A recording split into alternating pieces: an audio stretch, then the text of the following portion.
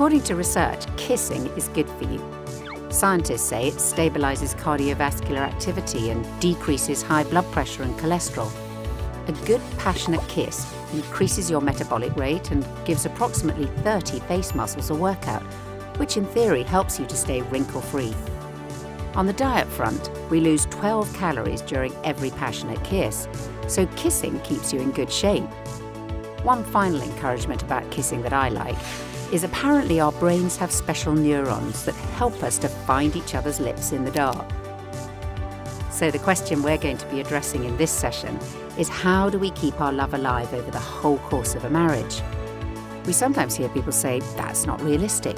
Others say it's just a matter of luck, or only happens if we marry Mr. or Miss Right, as if there was only one person in the world we could possibly marry. Actually, as Andy Stanley says, it's not so much about finding the one as about becoming the one. Keeping our love alive is a deliberate choice we make. It involves being intentional by developing patterns of behaviour that will create and maintain a strong emotional connection between us. This means investing in our friendship and having fun together, maintaining romance and creating habits that draw us together. An example might be making a daily habit of connecting at the start of the day by having breakfast together, or connecting during the day by messaging each other or speaking on the phone. Another habit might be reconnecting when we get home by exercising together, walking the dog, or downloading our day over a cup of tea or coffee. If we don't create positive patterns of behaviour like these, we can all too easily fall into negative ones, such as in the evening when you get home, one person watching TV while the other's on social media, not really communicating, and then going to bed at different times. One very important habit that has done as much as anything to keep Zilla and me closely connected over all the years of our marriage has been setting aside time to spend together once a week having a date night.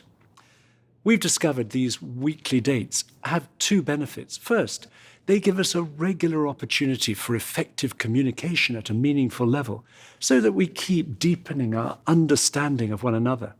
Secondly, they keep the romance, the love, the fun and the friendship alive in our marriage. When we first got married, we thought that this kind of time together would just happen automatically. But we were busy with work, socialising a lot with friends and family, increasingly involved with our church community, and we had no quality time for ourselves. Then we got some great advice from an older couple who suggested we had to be really intentional about making this quality time together. So since then, every week, we have tried to plan at least 2 hours together, having a meal and doing something fun that we both enjoy. And that's become our weekly date. We now plan it into our calendars for 3 months ahead. Now, by date, we don't mean we spend a lot of money. In fact, we realise that if we're to have regular date nights, it's important not to set the bar too high. And some of our best ones have cost us very little. Having a picnic by the river on a summer's evening, finding some cheap theatre tickets, or a 2-for-1 deal in a restaurant. Nikki is particularly good at that.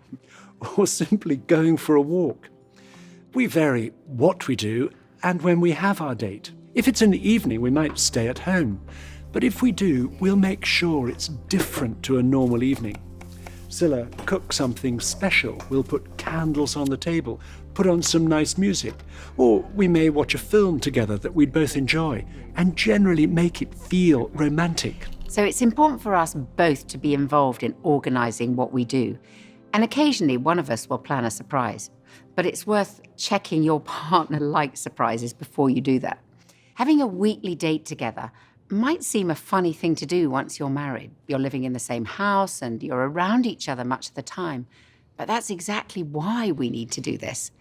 Otherwise, it is so easy to start to take each other and our marriage for granted. Quality time is really important to me.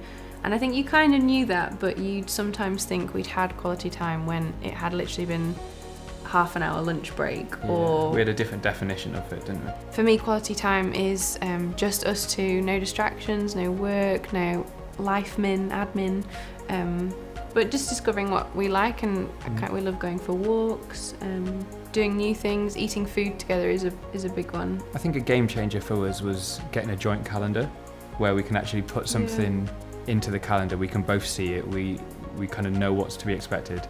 I can plan something in advance, which we discovered was a massive kind of aspect of your definition of quality time, that I would take the effort not just to be there, but to have thought about it beforehand. Yeah, you'd love just to randomly do something, whereas to me that would just communicate he's not thought about this or put any time or effort into this, therefore he's not valued this time together.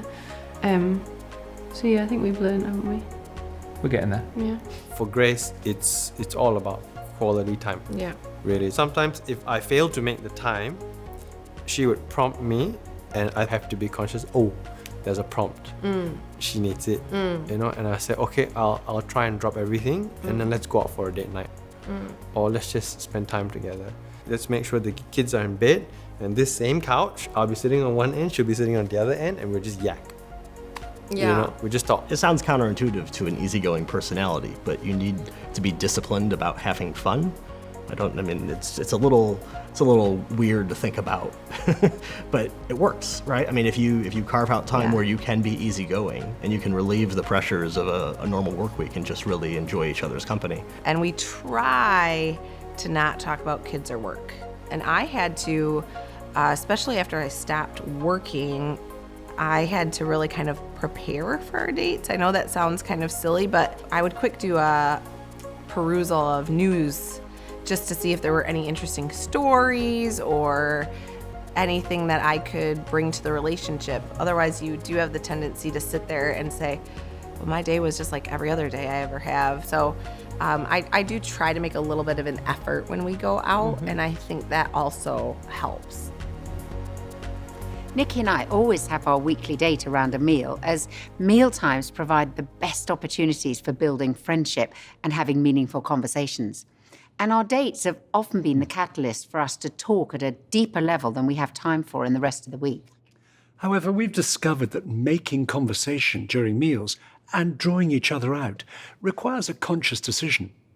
A good conversationalist isn't someone who has the most interesting things to say, but rather the one who's best at asking questions. Yes, I love it when Nikki asks me a question like, what would be your best holiday? I can talk for a long time about that one. Or what's been most difficult for you this week? Or what are you looking forward to? The biggest threat to meaningful conversation between couples today is screens. Most of us have been out for a meal and seen couples sitting in total silence, and they look like they've forgotten how to even hold a conversation with each other, and they've stopped asking each other questions altogether. Often they're more focused on their phones than on each other. Phones and other screens not only replace conversation, but if we invite our 1,436 online followers to come on a date with us, the message we're sending our partner is, other people and other things are more important to me than you. Whereas when we put our screens away and focus our attention on our partner, we're communicating powerfully, I value you above everyone else. So our suggestion is to put your phones on silent and not to check them or make or take calls during your date night, or actually whenever you're having a meal together. That's a good habit to get into before having children, because it means they'll grow up seeing that meal times are important for talking with others. My name is Emerson, My name is Christina. and right now we live in Mexico City. We met at a nightclub. First and last time I danced. I danced with you Yes, that night. yes. Boundaries with phones. It's a struggle. It's real. It's an area that I'm not proud of. Especially that I've noticed, like, I don't even think about it, and I'm just going to my phone. Yeah. You know? I mean, you're not alone in that. We all do, but now we have to work on not being on it. Yeah. You know, and I think that's where, the struggle is. We were just in South America as a family, visiting my father in Bolivia. In Bolivia. And Bolivia is the only country where our cell provider does not work. So when we landed, and it wouldn't get... It literally said no service. I'm like, usually that changes, but nothing was coming through. So my phone was dead for 2 weeks. Yeah. But it was so healthy Yeah. because I got to talk, I got to engage. Connect. Yeah, so that was a good break for Funny me. story. I loved it. I loved it and I didn't love it. It was Being super hard. disconnected. Super hard for me. It's really important we connect through conversation, but our date night isn't just about talking. It's also about having fun together on a regular basis. Couples who naturally have different interests may have to work a bit harder to find an activity that they enjoy doing together. But our encouragement is don't give up.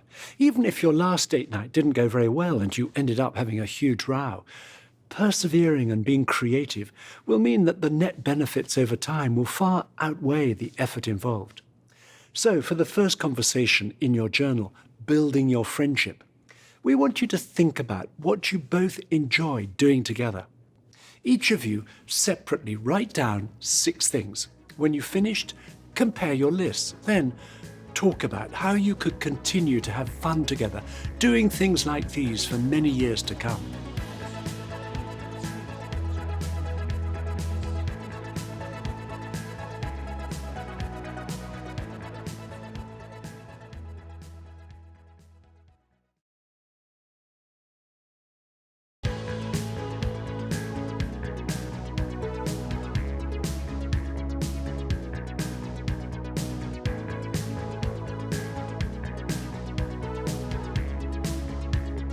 Another way to build deeper connection and to keep your love growing in marriage is to discover what especially makes your partner feel loved. Like most couples, Nikki and I are quite different in what makes us feel loved. For me, it's when we have time together on our own, and particularly times that Nikki has planned and initiated, when I've had his undivided attention. Recently for our date night, I told Nikki I felt like getting right away from our local neighbourhood as I didn't want to bump into anybody we knew. So he did some research online and found a tapas bar that was right across the other side of the city. Now, he didn't tell me where we were going, but we drove for about 40 minutes across London to a part of the city we really don't know. I just absolutely loved the whole thing. The time in the car, the time wandering around this totally new area, and the time eating tapas together, all made me feel really special. I really enjoyed it too, and especially because Scylla kept telling me what a great choice I'd made. Whereas for Scylla, it's the time we spend together that makes her feel loved. For me, I feel loved through Scylla's words, when Scylla says nice things to me and not too many critical things all in one go. Or when she encourages me on something I've done well or compliments me on my carpentry. I love it. If I've made something for Scylla, I like her to say something complimentary about it every day for at least 2 weeks. After that, every other day is fine. Marriage counsellor and author Gary Chapman, in his brilliant book, The 5 Love Languages, identifies 5 different ways through which people feel loved. The love languages, and they're in no particular order, but one of them is words of affirmation. Simply using words to affirm the other person. You look nice in that outfit. Really appreciate what you did. You know, one of the things I like about you, it's simply using words to affirm the other person. And for some people, words of affirmation is their primary love language. And so when you give them words of affirmation, they feel loved. A second is giving gifts or presents to the other person. The gift says, hey, they were thinking about me. Look what they got for me. Now, the presents don't have to be expensive. Haven't we always said it's the thought that counts? Another love language is acts of service or doing things for the other person, kind actions for the other person. Cooking a meal, for example, is a huge act of service. Washing dishes, vacuuming floors, washing the car, mowing the grass, or shoveling the snow, or anything that you know the other person would like for you to do. It's not true for everyone, but if this is your love language, actions will speak louder than words. And so for some people, this is their primary love language. Then there's quality time. Giving the person your undivided attention. You're looking at each other, you're listening, you're interfacing with each other. Now, it's not always simply a conversation. Quality time can be going out in the yard and planting a garden together, or taking a walk together down the road and talk as you walk, or going out to eat. Number 5 is physical touch. We've long known the emotional power of physical affirming touches. All humans touch. And there are appropriate and inappropriate touches. We're talking about appropriate touches, affirming touches. In a marriage relationship, this is such things as hugging, kissing, pat on the back, arm around the shoulder. And the basic concept, of course, is that out of the 5 love languages, each of us has what I call a primary love language. It's very similar to spoken language. Every one of us grew up speaking a language with a dialect, and that's the one we understand best. We call it our native tongue. Same thing's true of love. Now, once in a while, someone says to me, "I don't know, Gary. I think 2 of those are just about equal for me." And my response is, fine, we'll give you 2 love languages. We'll call you bilingual. But most of us have a primary love language, a secondary love language, then the other 3 fall in line under that. It's been such a helpful discovery for Nikki and me to find out the order of importance of these expressions of love for each other. For Nikki, loving words are closely followed by actions, and I know he feels loved through the things that I do for him as well as the things I say to him. For me, quality time is closely followed by physical affection, by touch. So as you can see, we're very different from each other. You need to work out your primary love languages in order to be able to tell your partner. You can't expect them to know automatically. Some people assume that their partner feels loved in the same way that they do, so they try to communicate love in the way that they understand it and want to receive it. But that doesn't work if their partner feels loved in a different way. We may have to learn our partner's love language, and it can be just like learning a foreign language, which takes effort, discipline and practice if we're to become fluent. And we may need to get over feeling self-conscious or inadequate or awkward if our partner's love language isn't something we've seen or experienced as we grew up. I grew up with seeing my mom and acts of service being a huge love language for her. So I would do acts of service all the time, do stuff around the house for Heather, and she'd be like, "Oh yeah, that's cool, great, thanks." And I was just in this huge conundrum of, but this is supposed to work. My wife's love language was affection. Yeah, like the physical touch and hugs. I wanted to express my love through acts of service. You know, pick something up or take you somewhere. But in those moments, I didn't think of how important it is to put my arm around her or to hold her hand. All those kind of things, I had to really grow muscles in those areas that didn't come so easily for me. All the words of affirmation are his big love language. And he thought that they were mine, but they were not mine. My love language is service. Service. With a smile. With a smile. So service was, when somebody just does something for you without you having to even ask. It's like, oh. So like, for example, when he gets off from work, he will always call me and he'll always ask me, "Do you need me to pick anything up from the store?" And he doesn't realize what that does for me. I like to be touched, and Michael hates it.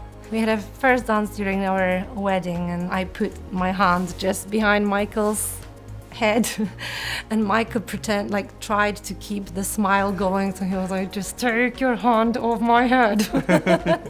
有时候送给他围巾呀，比如说去杭州出差会买一个丝绸的那个围巾呀，送给他。然后过了一段时间，我发现，哎呦，有一个朋友的丝巾和我送给我爱人的丝巾特别像，一模一样的。然后我就告诉他，哦，你知道吗？我曾经给我爱人也买过一样的丝巾。他就说，是吗？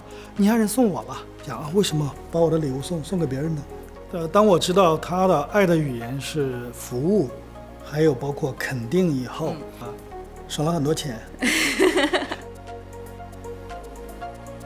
The aim of the next conversation, discovering your love languages, is to help you discover the order of importance of them for each of you. We suggest that first you write down 6 specific occasions on which you've particularly known your partner's love for you. It could be major events or something small but which was very significant for you. So for example, I felt loved when you gave me that book I'd been talking about. Now that might indicate thoughtful presents are important to you. Or I felt loved when you cooked my favourite meal for me. That may show kind actions mean a lot to you. And on the basis of what you've written down, try to work out the order of importance of the love languages for yourself. Then, without looking at what your partner has put, try to guess the order for them. When you've both finished, show each other what you've written down.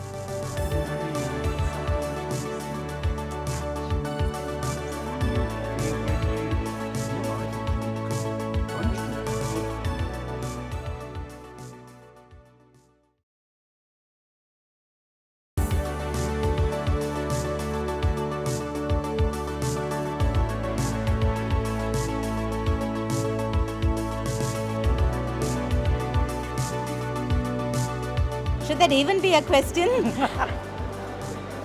Is it important to breathe? It is very profound actually, and it really helps the marriage to go on. Man, it gets better with age. I think it's a big part of a relationship, so it's needed. Well, I think sex is important in marriage. It does really important to have a good, sexual relationship between the husband and wife, especially if you want a lot of kids. I think without that, it's a friendship or it's something else. Without sex, you're friends. It's not always important. I'm still young, so is she. Like sometimes there's days like it won't come across a month. I think it adds a bit of spice. There's the cooking, there's the cleaning, there's the washing, and there's the sex of it. So it's part of the package. Look at it as one healthy ingredient in that whole recipe to make that meal. The sexual relationship is a very powerful way of bonding with each other, of keeping the spark alive in our relationship and keeping us connected over the whole course of a marriage. Sex joins us together, not just physically, but emotionally, psychologically, and even spiritually. That is deep connection. Sex isn't just the icing on the cake of a marriage. It's a vital ingredient of the cake itself. Our sexual intimacy affects every other part of our marriage relationship, and every part of our marriage affects our sexual intimacy. We want to clear up any misunderstanding and make it quite clear that God is for sex. The Bible portrays sex as a gift of God, a wonderful expression of our mutual love and joining, as well as for the creation of a family. The Song of Songs, the love song right in the middle of the Bible, unashamedly celebrates the couple's sexual relationship. It shows we're to feel no guilt or shame about sex within a loving, committed relationship. Rather, we're to revel in it, to experience its power, to join us together, to feel connected and to enjoy it. But sex is not given for our selfish enjoyment. Our culture, with its high level of consumerism and individualism, tends to ask, how can I satisfy my desires in the ways that I choose? Good sex, rather than being me-oriented, will always be us-oriented. So, we want to look at 3 key aspects of establishing and maintaining a pattern of good sex in marriage. The first is to get our hearts in sync. We want to encourage you to think of your sexual relationship as a journey of discovery over a lifetime. And sex really can get better and better if we look after it as an integral part of our marriage. Recently, a number of national newspapers in the UK reported on some research that showed the best age for a whole variety of activities. Apparently, the best age to remember things is 25. The best age to learn a language is 8. The best age to do maths in your head is 50. And the best age to have great sex is 66. So the best is yet to come. We can easily be misled by films and the media into thinking that sex should be instantaneously brilliant. But that's not real life. It's not realistic to expect to become black belts at sex overnight, or to be able to turn on fantastic sex at the flick of a switch. Sometimes we have to unlearn some of the messages that we've absorbed from contemporary culture. Intimacy is not something that Hollywood paints. Yeah. Really, it's nothing like that. It doesn't just happen. You burst through the door and everything comes off and off you go. It does not happen that way. Yeah. There's real human emotions and there's the right time. There's correct. like the romance to it. And then there's like, did she have a bad day with the kids and you come in all fired up? You're like, it's gonna happen, and no, it's not actually because you didn't know what happened in the house today. So we've learned to be a lot more open with each other. and be okay with it because it's in a safe space, like it's in a safe environment, like, and learning that it's safe to talk about sex. It started quite awkward, like during like being in bed together, we would like comment on something that we liked or we didn't like, and at the moment we felt really like, oh, he didn't Maybe like I'm doing it. something wrong. I think these awkward moments that we felt that are not proper paid off now after a few years, that, you know, if I didn't say out loud that I didn't like to be touched in that or that way, you know, he would never learn that I didn't like to be touched that way. The fact that we talked about it and then we're able to have a sense of humor about it was really key. Yeah. Yeah. Not laughing at each other, but with. To be in sync, we need to keep talking about sex a lot.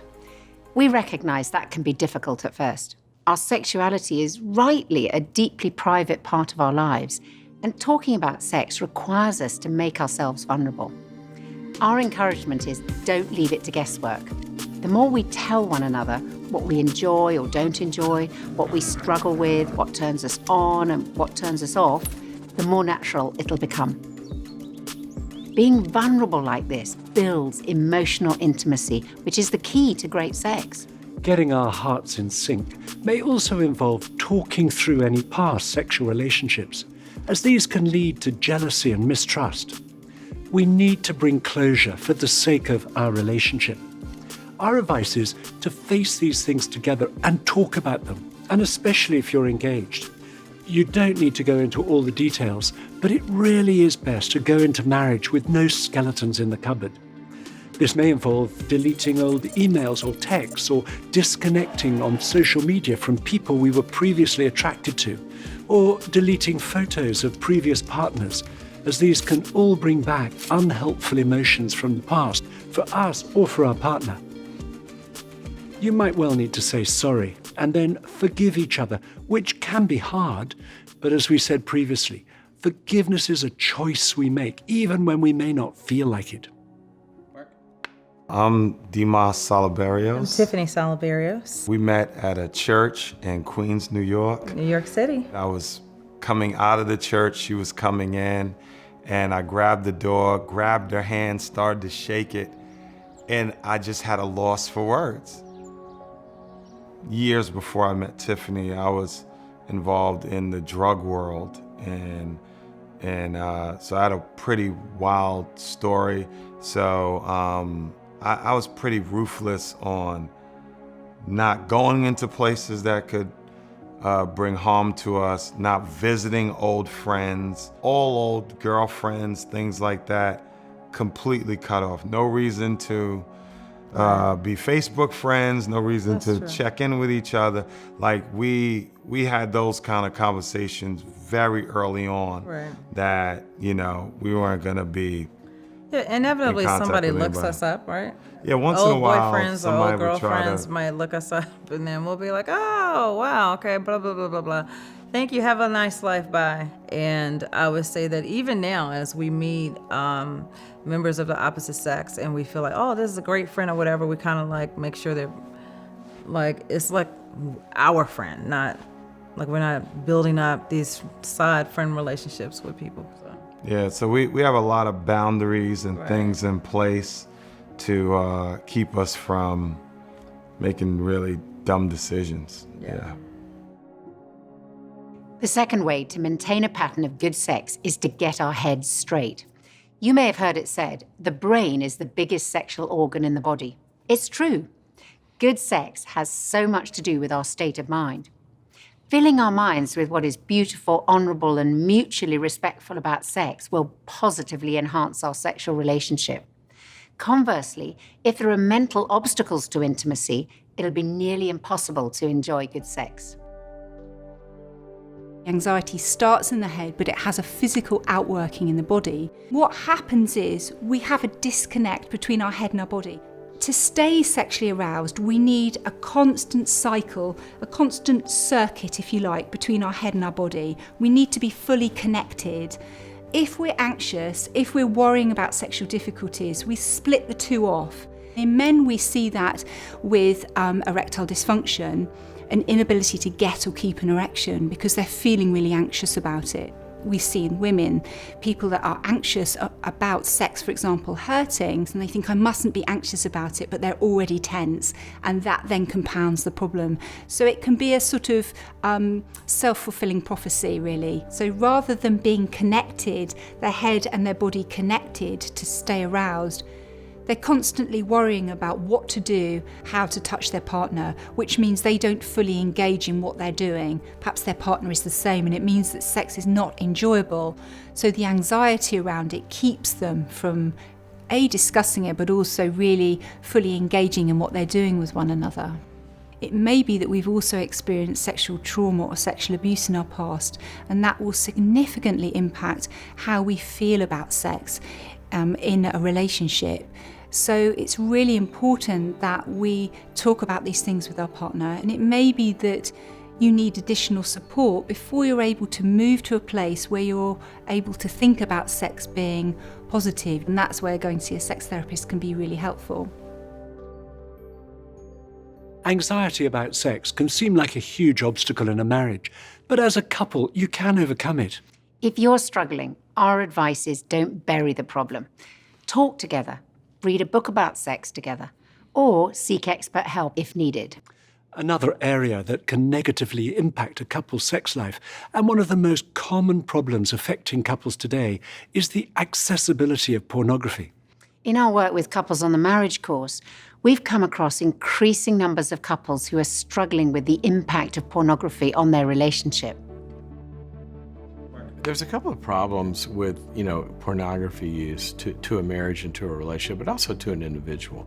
What happens when somebody has a pornographic experience, right? So it's a good experience. It feels good, and that in itself is reinforcing. It goes to pleasure centers in the brain. Certain chemicals are released that make someone feel good. Then it starts to become kind of a track that you run down. It becomes its own, neural pathways, if you will, that drives behavior.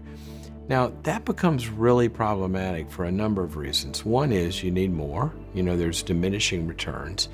But the other thing is, remember, when you're talking about pornography use, what you're talking about is you're using a fantasy object as a sex object or a love object. You've separated your orientation and your wiring towards love, towards satisfaction, towards fulfillment. You've separated it, you've compartmentalized it from a real human being.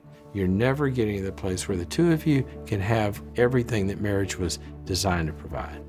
Probably if it's become a habit pattern, you're subject and at risk for that to continue.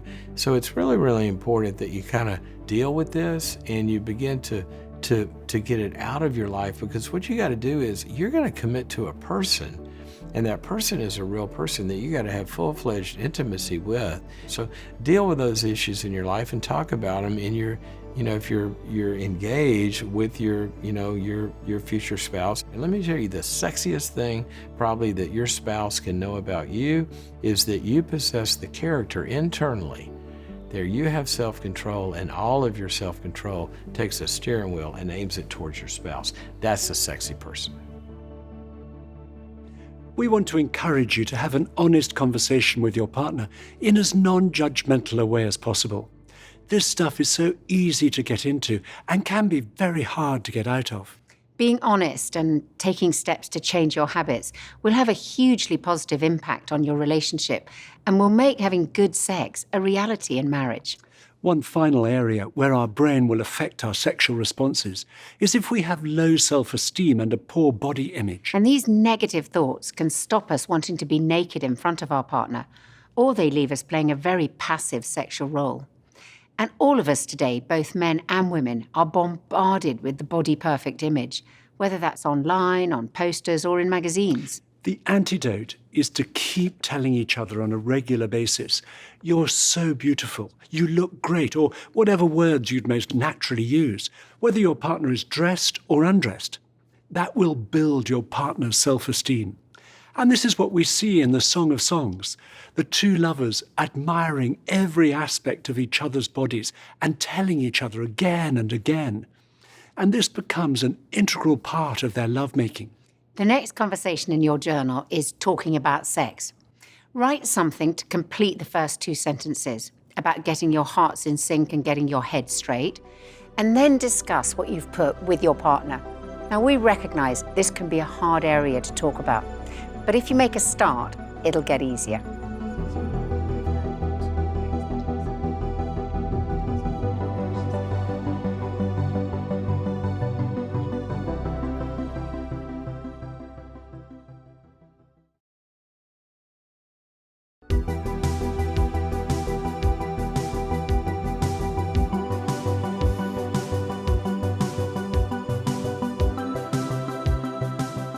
The third aspect we want to address for good sex is to get our bodies set. Sex is about the giving of our bodies to each other, and that requires trust between us as a couple. As we said on the last session, the marriage vows with their promises of love and faithfulness into the future create that trust and a sense of safety, which are an essential for good sex. Some couples have rushed into a sexual relationship and as a result haven't allowed other aspects of their relationship to develop. And that was certainly our experience. Scylla and I met when we were teenagers. I was 18 and she was just 17, and we fell madly in love. Pretty soon, we started sleeping together. About a year and a half after we met, we both discovered a personal Christian faith which profoundly impacted our lives, and especially the way we felt about our relationship. We decided from that point on we would try our best to keep sex for marriage. One of our fears was that if we stopped sleeping together, our relationship would drift apart. Now, it certainly wasn't easy putting in some boundaries for ourselves, but over the next 2.5 years till we got married, we discovered our fears were unfounded. Far from drifting apart, we experienced a new freedom as other parts of our relationship had a chance to develop that had previously been overshadowed by the focus on our sexual relationship.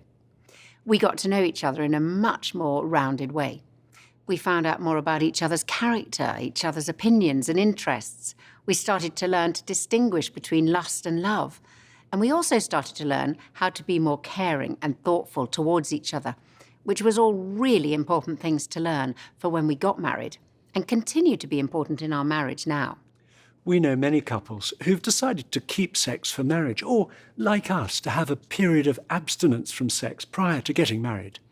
They've talked to us of how it helped to mark their wedding day as a new start together, as a memorable new beginning, a watershed moment in their lives. And that was exactly our experience too. Delaying sex until our wedding underlined that moment of commitment, giving ourselves to each other in our vows and then in our sexual relationship. Rachel and Anne. I think with the idea of marriage as well, and thinking actually we're going to be together for life here, although we went into marriage and I suppose it was a little bit awkward at times, kind of the whole sex thing. At the same point we were like, actually no, we've got a lifetime to figure this out. Yeah. Like we don't have to have this all sorted on the first weekend or even during our honeymoon. And actually that was quite a helpful perspective to have, to go, actually no, we can relax with this. We don't have to ask, are we sexually compatible? It's like, no, we're going to figure this out. Yeah. And I think for me, I actually found it really reassuring that Andy had waited until we were married before having sex, because it just felt like a safe space. It was like, he's not in this just for that one reason. But actually there was something quite special for us both. This was a new part of life, a new part of our relationship that we were able to explore together. And it was something just between us two. It was worth being in that context of trust, of having waited for each other, Not that waiting was always easy. I think especially when we got engaged and we had, actually no, this is the date in mind that we're going to be married. Like we've kind of made this commitment to each other. What's the point in waiting now? Because we pretty much will be married. But I'm really glad we did. I'm really glad that actually something changed kind of on that day when it was like, actually no, this is a new season, not just in regards to sex, but in regards to kind of all the other dimensions. But actually sex was a big shift in that kind of respect. Keeping sex for marriage certainly requires self-control, but it is possible. And actually, learning self-control is important for every one of us. Self-control is required in large measure in every marriage, especially at times when we find ourselves attracted to somebody else. So we'd encourage you to be honest with each other. Ask your partner what they'd most like. They may want to keep sex for marriage, but are afraid of hurting you by saying so. Then you can work out how to go forwards together. Before giving you a final time to talk again, we want to leave you with 4 very practical tips. First, plan for sex on a regular basis. The biggest problem for many couples is tiredness, and our sex life can so easily become the first casualty. Just like any activity we want to be good at, sex requires us to be intentional. Having sex regularly is a decision we make. Each couple needs to work out their own pattern, but it needs to be enough to keep you closely connected at a physical sexual level. Secondly, make your bedroom special. Make it a space in which you feel totally relaxed and safe. Get the right lighting, get the temperature right, have music on if you like that, and leave phones and screens out of the bedroom. Many couples we know have a no phones in their bedroom rule.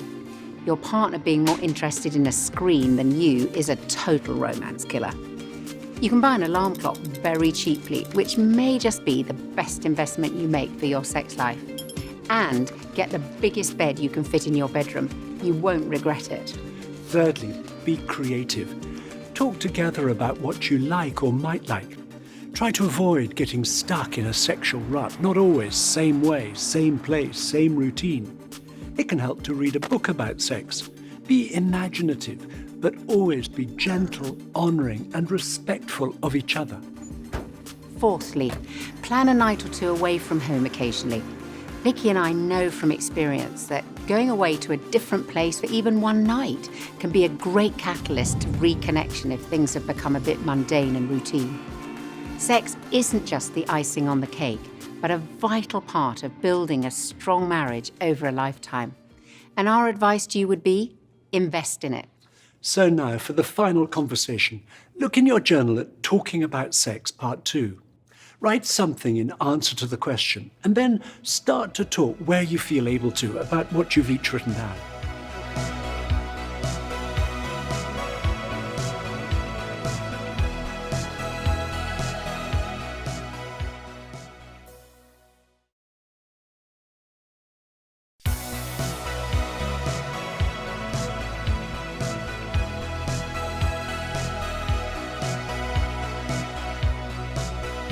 This session has been all about how love is much more than a feeling. It involves taking action, planning quality time together, using our partner's love languages, and developing a good sexual relationship.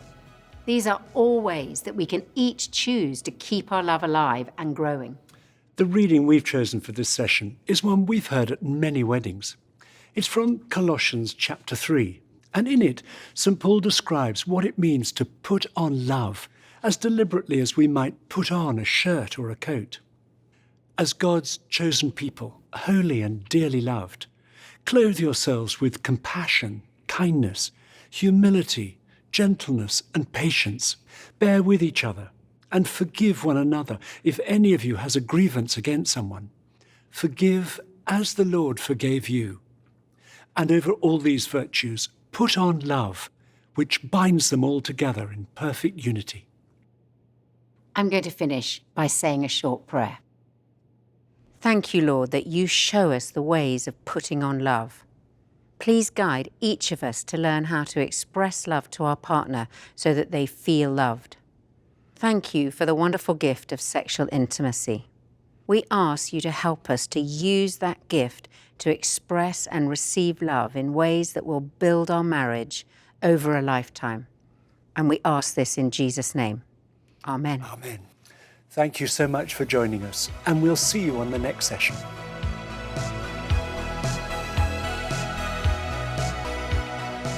Dan and Katie, so 16, take 1. Mark. Don't encourage her.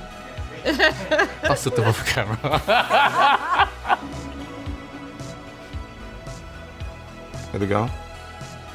I've got dead leg. For you, because I don't game. on the phone.